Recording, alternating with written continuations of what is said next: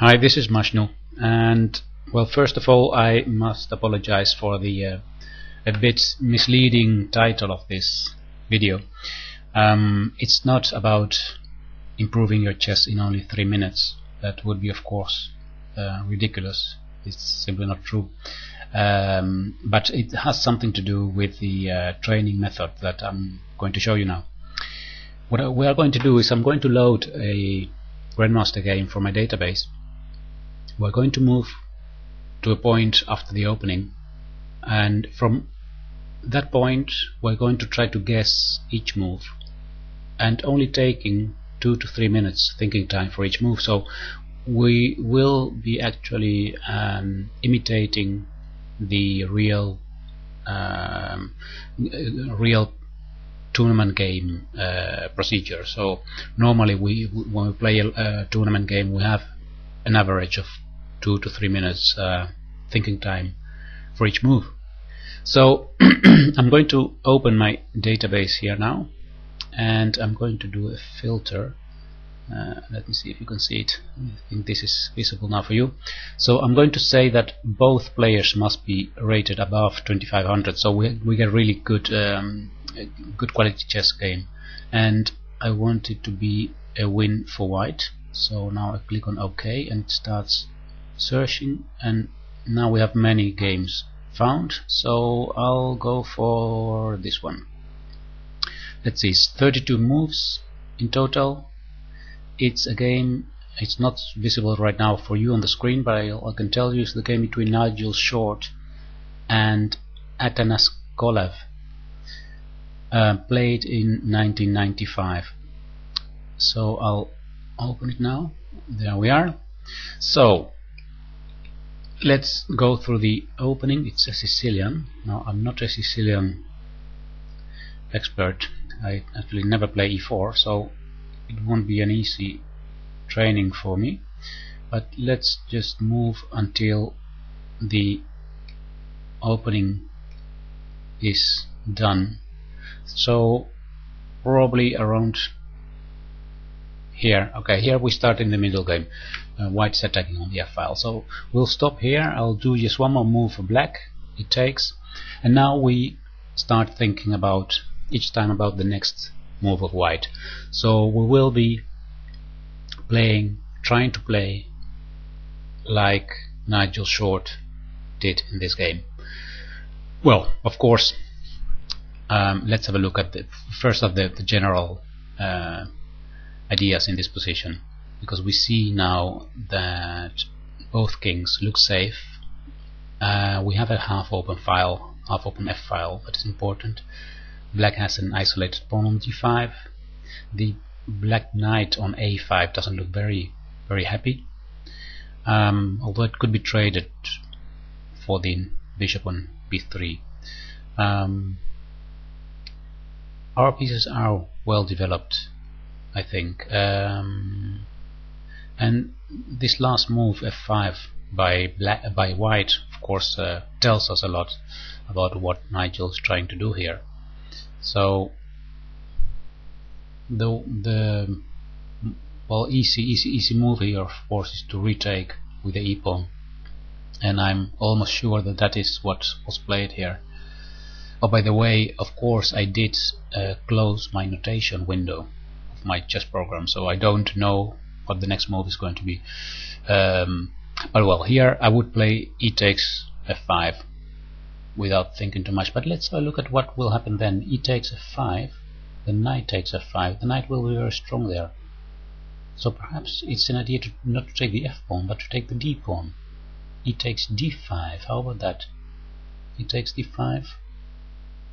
Then we will have this last pawn, the d file. Is this an idea or not? Because I'm worried that if we take on f5, he will take knight takes f5, or even bishop takes f5, attacking the queen, so the queen will have to go to d2. So perhaps e takes d5 was played.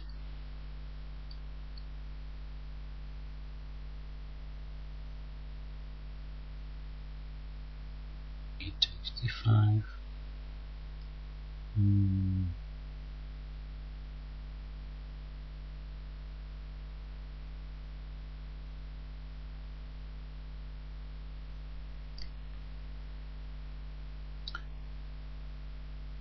Well, okay, I'll make my decision now, and I hope you do the same so we can go through this process together. Okay, my choice will be e4 takes d5, and let's see what the next move is. Yes, it is e takes d5. Okay, so the counter move of black, knight takes b3. Well, I don't need to think 2 minutes about this. We really need to retake because we don't have any in-between move, in-between check or anything like that. So the next move must be c2 takes b3. Yes, it is. Now bishop to b7 was played. So here the pawn on d5 is attacked now 3 times and defended 3 times. So that is enough defense. Although one of the defenders on c3, the knight, is being attacked by the bishop on g7. So black is threatening to win pawn. The question is how dangerous that is. Threat is, materially speaking, bishop takes c3, c takes c3, and then knight takes d5. But I wonder if we need to be afraid of this, because I don't think it would be a good idea for black to trade his dark square bishop, because his dark squares on the king side will become very weak here if he trades this bishop. So I would not be afraid of this this idea.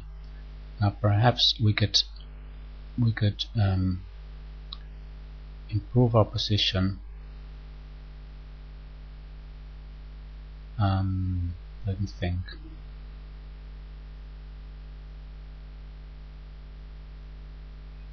It could be interesting to try to trade this dark square bishop of black by playing queen to d2 and then bishop to h6. That could be a plan. Or maybe even bishop to d4. Is that possible? Bishop d4. If he takes on d5, I take the bishop on g7. He retakes with king, so he cannot take on d5. So bishop d4 here. If he wants to avoid the trade of that bishop, he would have to go either bishop h6. That doesn't look good, because then I played my bishop to f6, pinning this knight. I think bishop to d4 looks good. Bishop d4. One more minute time to think about this move. My plan would be to trade the dark squared bishops to have some weaknesses of black there.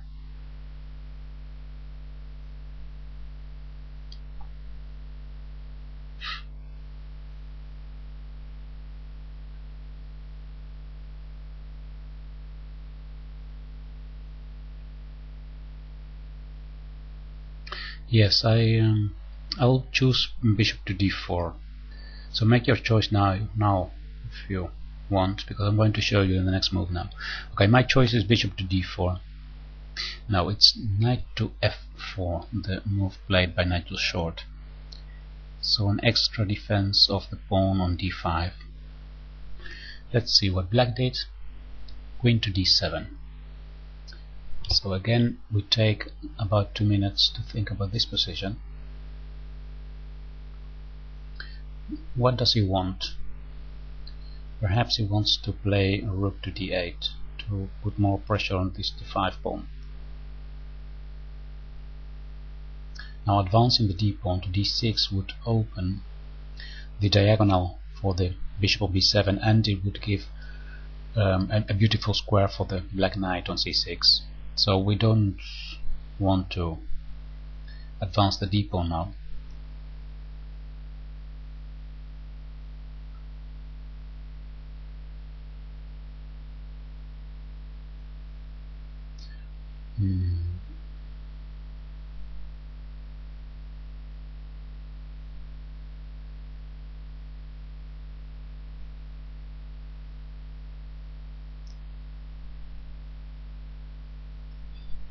One more minute.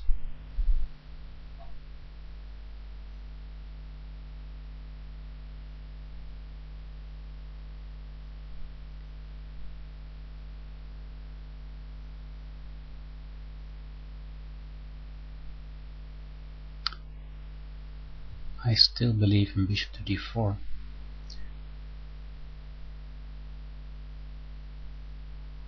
Or perhaps we can move now the other knight away, knight to e2, then knight to d4 now.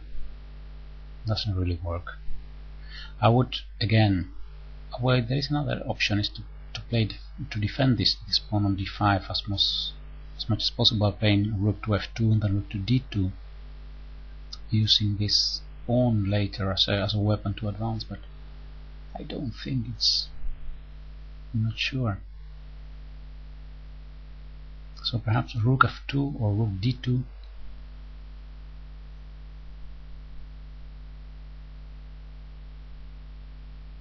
So I would say rook d2, rook d2, rook d1 to d2.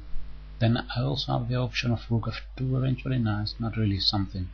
The f file is completely closed by these two black pawns. So okay, I have to make a decision now.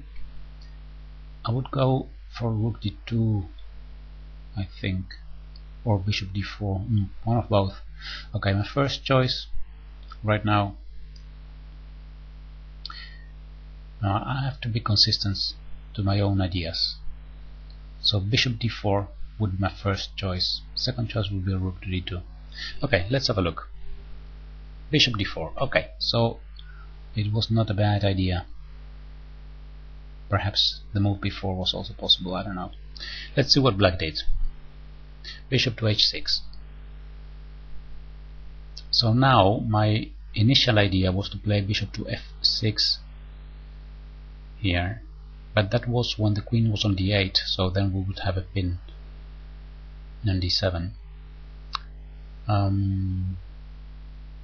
We could try queen to h3 now, and then to trade this dark square bishop, and the queen on h3 would be well placed.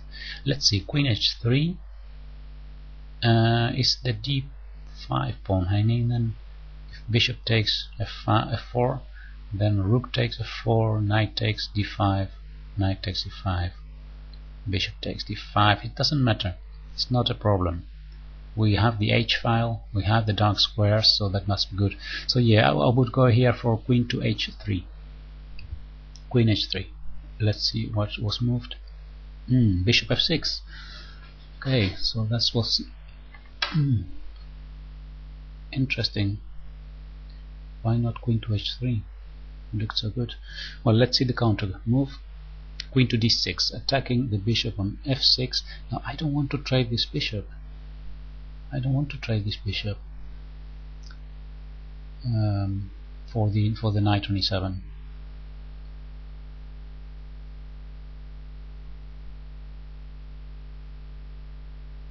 Let's see.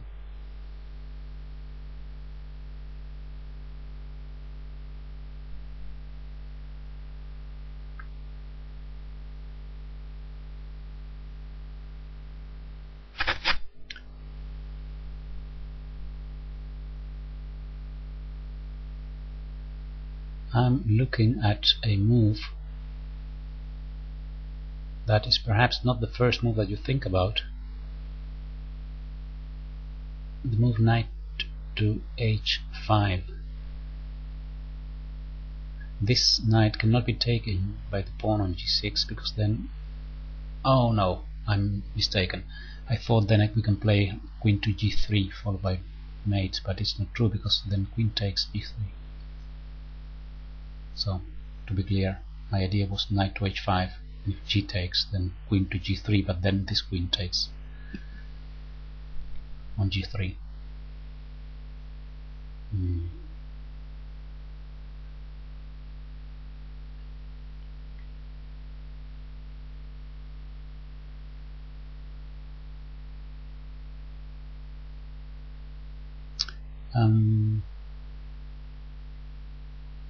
Is it an idea to play knight h5 anyway, and if g takes h5, then rook f3 threatening rook to g3. So then black would be forced to play rook to e8. And what happens then if we give a check here? The king goes to f8. Do we have anything there? Not really. Perhaps then queen to d4. So maybe queen to d4 right now. Queen d4 with the idea of playing knight to h5, g takes h. No, doesn't work. Now it would be strange to retreat now this bishop again. It would also be strange to retreat it this way, so I think queen to d4 must be the move, defending this bishop.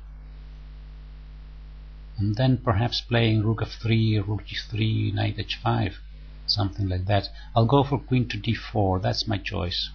Yeah, okay, let's have a look at the move played in the game. Yes, queen to d4 was played indeed. Now black played rook to d8. So knight to h5 was my idea first. Oh, by the way, it's interesting that now the knight on e7 is pinned. So perhaps rook to d3 or rook to f3, with the idea of later playing knight to h5. By the way, if black doesn't take on h5 at some point, then we take on e7. After queen takes e7, the knight f6 check is a deadly check, because the king will have to go to this diagonal. So we have a discovered check by moving the knight, or perhaps even mating too by knight here check and then taking on h6.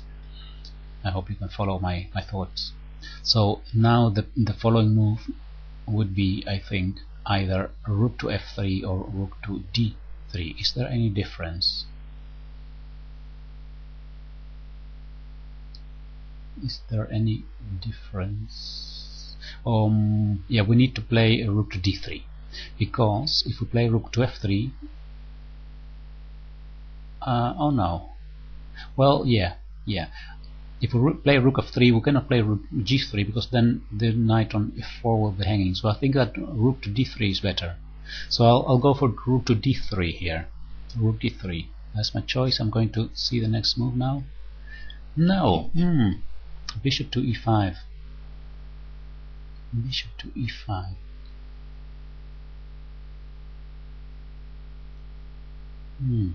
Bit strange, I don't know. Let's see, queen d7 played. Now again we take some time to think about this.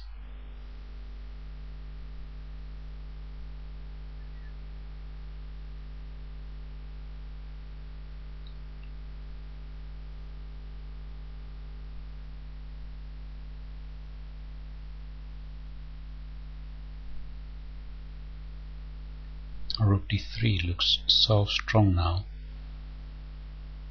threatening knight to h5.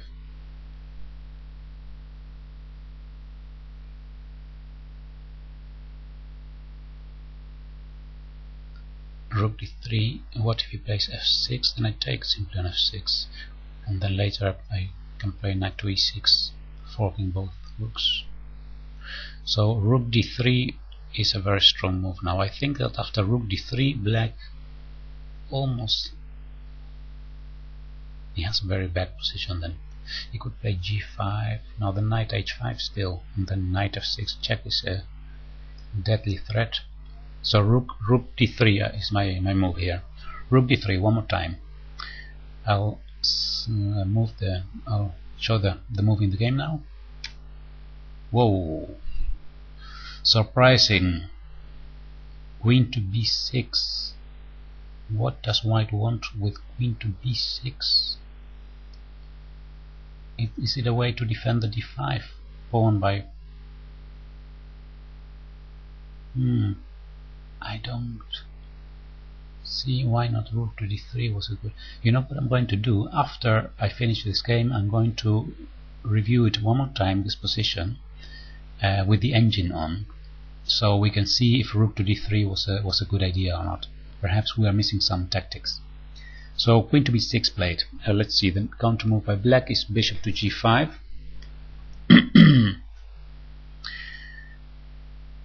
We could go now bishop to f6 again, but in that case why queen to b6? I don't understand the move queen to b6. If we play now bishop to f6,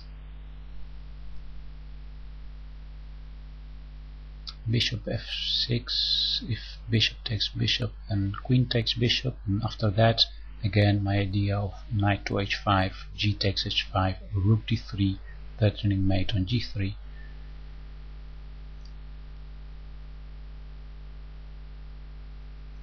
Let's take a few more seconds.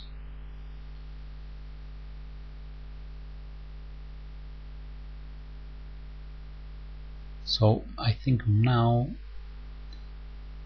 well, what black is wanting to do now is to play f6 himself, perhaps. Perhaps that's the idea of moving the bishop to g5, so he can play f6.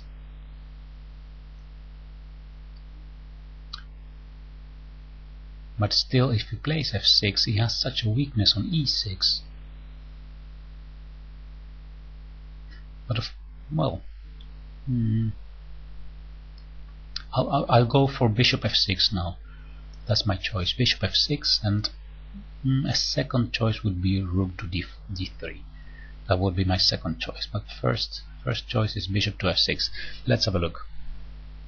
No, bishop to c7, and then why didn't he move the rook away? Let's have one move back. Why didn't black move the rook from d8 away from there, like for example rook to c8?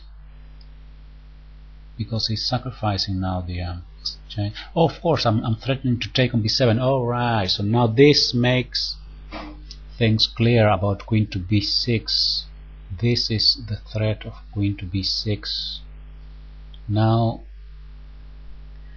the bishop on c7 is intercepting the defense of the bishop on b7 by the queen on d7. So now we have a double threat, taking the rook and taking the bishop on b7. I see, so this is an interesting tactic idea. I'll just go back just a few moves here. So here, at this point, Nigel Short saw this idea of playing queen b6, threatening bishop to c7. I was completely focused on the king side, but Nigel Short saw this idea. That is, of course, very good. This is the difference between amateur chess and grandmaster chess. They see so much more. Okay, bishop to c8 play. So now it's not very difficult to guess. I think bishop takes d8. Otherwise, why would we have played this? So bishop takes d8. Yes, I would take the rook. Bishop takes d8. No, not played in the game. d6 was played, attacking the knight on e7 and still threatening the rook on d8. And this is good. This is really nice, because now also the square d5 becomes available for a knight here. Let's see what black did. Knight to c6. Now let's not be too fast now. One option is to take on d8. Another option would be to play knight to d5.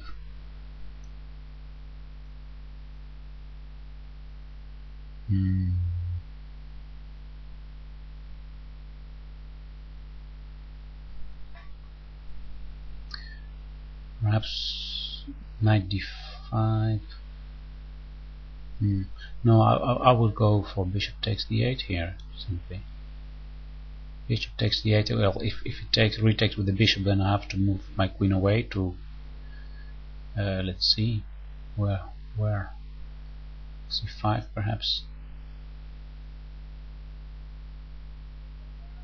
On the other hand,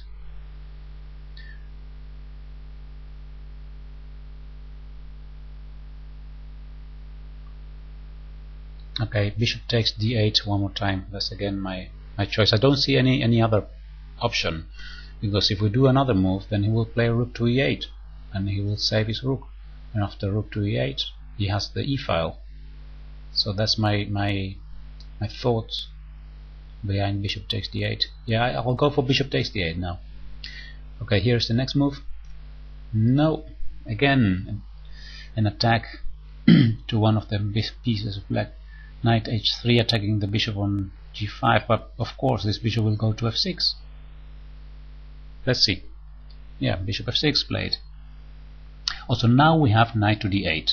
Knight to d5. Knight c3 to d5, attacking again the same bishop.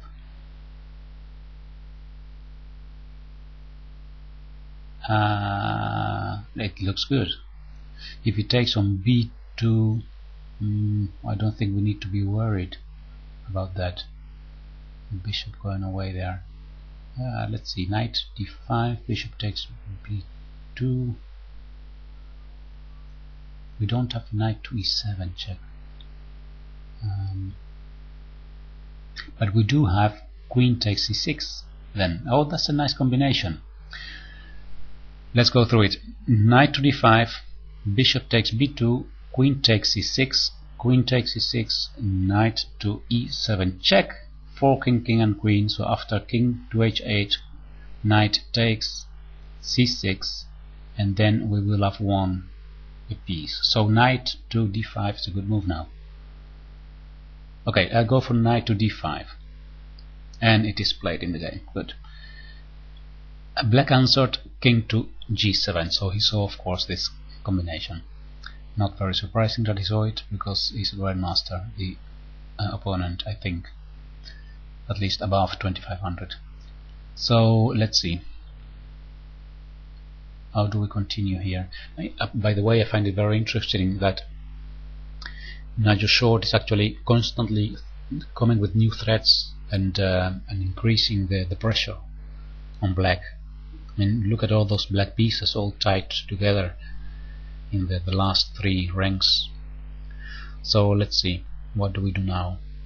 If we take on f6, we would then how do you say, persuade the king to come out of his shelter. Knight takes f6, king takes f6. Unfortunately, we don't have a check on the dark diagonal there to bring him further out of this shelter.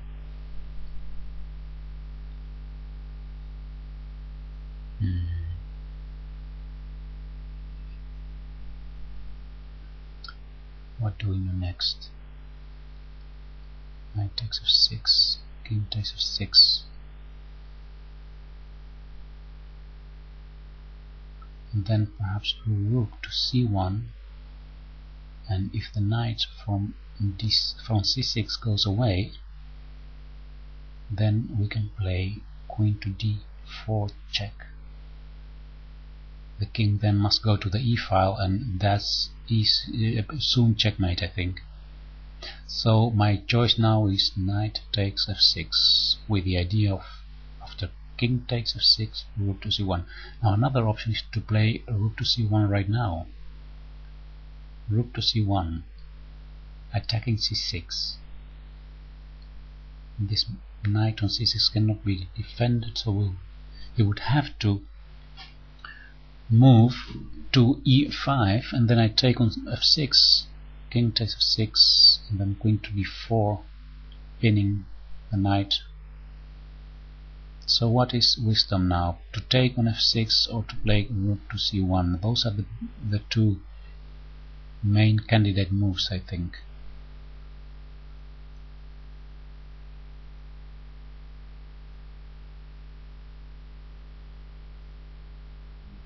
I will go for knight takes f6. I don't see actually a big difference between both moves, but trading this dark square knight and bringing the king out of shelter must be good in any way.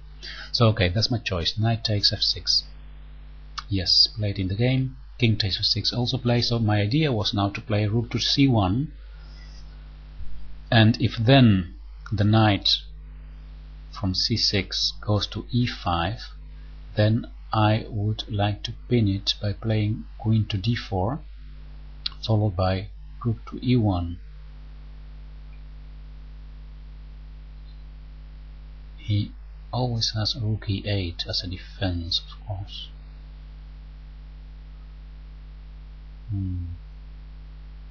But well, anyway, it does improve the position to play rook to c1. How about playing first rook f to e1? No, then it will play rook d to e8. Not a good idea. No, we need to keep threatening. That's actually what Nigel Short is teaching us here. We need to stay threatening and increasing the pressure on the black position, since we have the initiative. So rook to c1, knight to e5, queen to d4, rook d to e8, then rook e1. He could play then. No. Let's see. Then the question would be, can we have all the tension on this e5 knight? We still can put another rook on the e file. We can place the rook from c1 to c5 attacking the e5 knight. We can also play the knight from h3 to f4 and then to d3 attacking the knight on e5, and assuming that this knight will be pinned there. So the dark squares are actually very weak here. That's the fact. Yes, I will play rook to c1 here. Let's see what happened in the game. Yes, rook c1 played, knight to e5. So now it's important to pin this knight as soon as possible, so I wouldn't think too much here. I would play queen to d4. Queen d4. Yes, played. Rook to e8. So this was the calculation that I had. Now, oh, wait a minute. If we play rook to e1, okay, no, the knight is pinned. I thought I was thinking about eventually escape combinations like a knight to f3 check for black, but it's not possible because the knight on e5 is pinned. So we don't need to be afraid of this knight jumping anywhere. So now either rook to e1 or rook to c5 are good moves.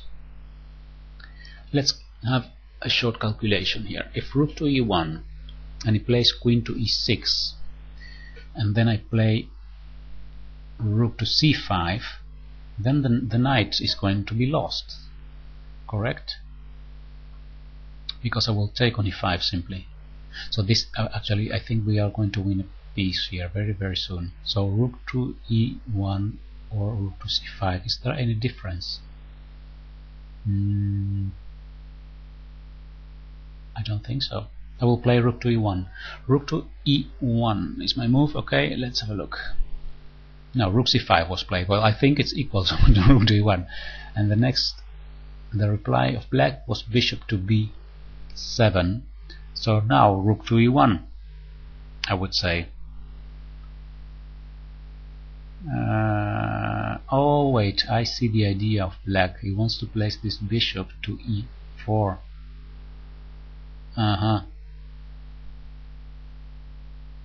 So if we play rook to e1, then bishop to e4, and then we can still play knight to f2,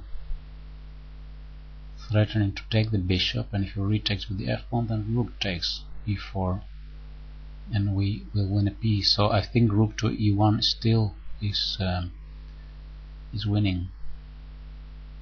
Yes, rook to e1 is my move. Let's have a look. Knight f2. Okay, so this is just another move order, looks like, because now rook to e1 is the threat. Well, let's have a look what the counter move was. Oh, there is no counter move here.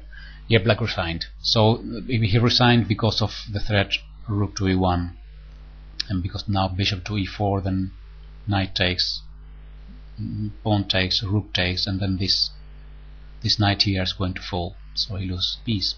So let's see, I want to put the engine on now here, but let's go back, because I was thinking about when was the moment that I said I want to have a look at the engine. Well, let's have a look at the engine for the whole period. Let's see. Well, now it's okay. I have a little problem now here with the layout. Let's see, can I move this down here like that? Okay, now you see the board again, right? Good. So I'm able now to see the engine outcome. Bishop d4 is the first choice, and the move b2, b3, b4 is also good, but well, this was played. He played that, and actually here number one choice of the computer, Fritz 10, is queen to h3. That was my idea, to play queen to h3. Let's see how it continued. Bishop to f6 was played here, queen to d6, and now indeed queen to d4, best move according to Fritz. Rook to d8 is not a good defense, says Fritz. Let's see what was better. Better defense, rook to c8. So here is pinning his own knight on e7. Bishop to e5 is the best move. Was there another option? Well, rook d3. That was, I think, my idea. Rook d3. Oh no, now it goes down. Like it's not a very good move. Rook f2 e1 is a good move as well, attacking this knight on e7. So I'm sure that some of you did choose rook to e1, placing a rook on this open file and not putting more pressure on e7. But bishop e5 was played in the game, king to d7, and now, oh yeah, now here I thought of rook f3 or rook d3, and the best move is queen to b6 as played in the game. Second best is rook to d3, so my idea was not that bad, rook to d3. But well, in the game, queen to b6, bishop g5, and bishop to c7 was the tactical idea that I had missed myself. Now the bishop went to c8, and now d6 is a very strong move. By the way, bishop takes d8 is the second best move. It's also with good advantage for white, but the best move according to Fritz is d6, the one played in the game. And here he played knight to c6, and knight h3 is such a good move. I didn't see it myself. Actually, there are according to Fritz, knight to h3 is not the best move, it's number 3. The best move according to Fritz is knight c to d5, and I had also that idea in my mind to play knight to d5, because after d5 d6 the square d5 was available for the knight. So knight c to d5, and another good move, by the way, that I didn't even consider, but Fritz finds it, is knight from f4 to d3. And that of course looks very good, because then this knight can go to c5 or to e5, attacking the queen there. So those are also options, of course. Let's see at the game. Knight h3, bishop f6, now knight to d5, king to g7. Here, by the way, the evaluation of the position is totally won for white, so there is no escape possible. Now knight takes f6 is the best move, king takes, rook to c1, knight to e5, and here my idea was to play rook to e1 first. Oh no, I'm sorry, first queen d4 like in the game, and then after rook e8 I thought rook to e1, and in the game was played rook to c5, and there is actually no difference. Both moves are equally evaluated by Fritz. So rook c5 in the game, bishop to b7, and here rook to e1 is a good move. In the game, rook to e1 is actually according to Fritz, the best move. Knight f4 is the second best, but there is not much difference. The both moves are actually winning, so they are equal. Oh, knight f2 was playing the game, that's true. Why not knight f4, by the way? Knight f4 is also the same idea of going to d3. I don't think there is any difference. But well, knight f2, and then here he resigned. Alright, so well, I hope you found this way of training interesting. I must say this is really very useful to improve your chess, because on one hand you are forced to think really about the position, because you have to make a choice about what your according to you the best move is. And another instructive idea about this method is that you can always compare it with what the grandmaster did, and after this process you can review the game fragment, the game moves, with using the engine, the computer. So either whether you have Ripka or Houdini or any other engine, it doesn't matter, it will give you quite a good idea about an objective evaluation of the moves. So well, I hope you found this interesting and that you can do this yourself as well. And I'll see you next time on YouTube. I hope I will not wait too long this time for making a new video. And alright, well, that was it. Goodbye, and have a good time.